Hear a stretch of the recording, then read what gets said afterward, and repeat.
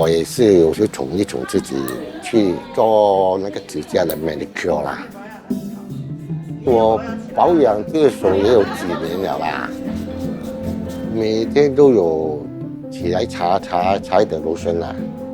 两个十指紧扣的，那一看就知道了。其实是我叫他去做这些护理，他的手周围会有一些黑黑的嘛，洗不掉嘛。我想说，要不然我们就去一下，看他们有什么办法。他们真的是可以跟他 remove。我觉得保养手和保养身体是一样的啦。如果我没有我这双手哦，我也不可能做这份工了。胡长元是缆车公司的技术营运高级经理，双手离不开工具部件和油腻腻、黏哒哒的东西，一做就41年。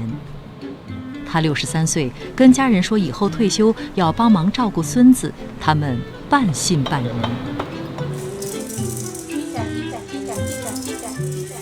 他退休了过后，有一个东西可以让他活着，就是他的孙子。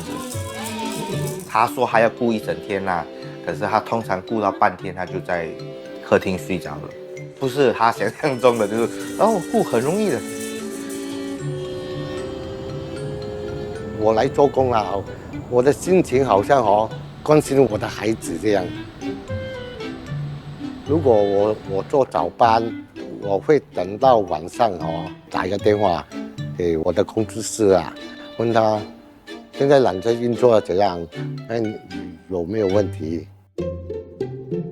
胡长元一辈子只打过2份工，1980年代看到缆车就一见钟情。当了兵我出来，我去找一份工 ，BUB 检查员啊，去抄一些东西，所以我做了半年，我就不要做。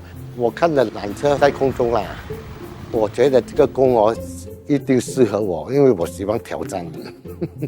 我维修过5代的缆车了，第1代的缆车它的门是要用人来开关的，走得比较慢，所以那些人等就要等到大概是1-2个小时才可以搭到缆车。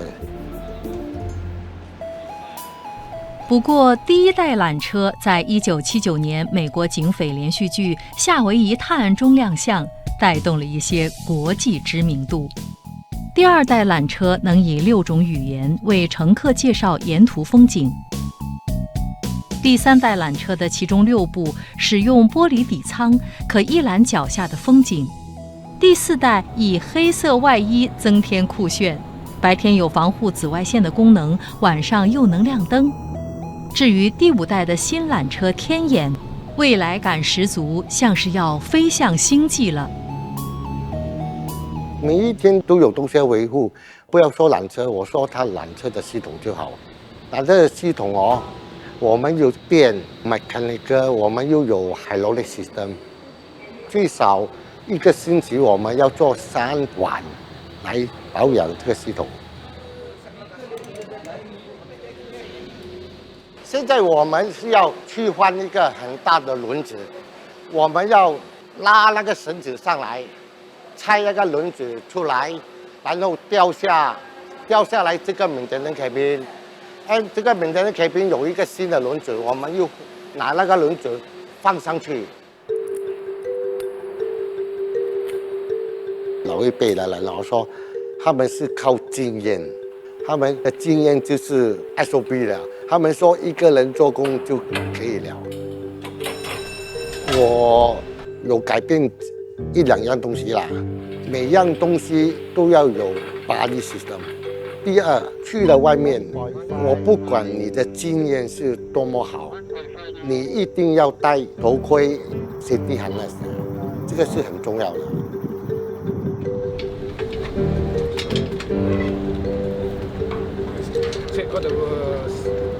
轮子是给那个钢绳坐在那个轮子跑的，每个轮子里面有一个 bearing 啦，那个 bearing 它有生命的，160个小时我们就要换那个轮子。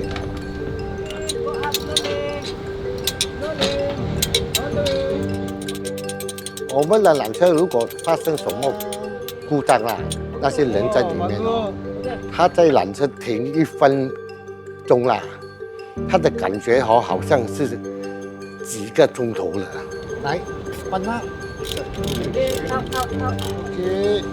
OK，可以说我最骄傲了，我可以留到今天，40年没有发生过一次缆车故障哦，走不了。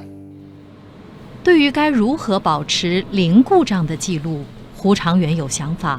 他考虑接受公司的邀请，再续约。我真正要退下来哦，我一定要再培养多一班左右手的，因为我不要看哦，这个行业就是这班人啊。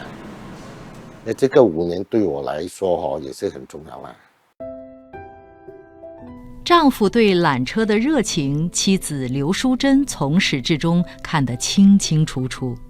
之前我是在 ticketing department 的，我们在做同事的时候，我们是比较好聊啦。连过后我辞职了，连我们就慢慢的出来吃饭啊，聊天，连就在一起了。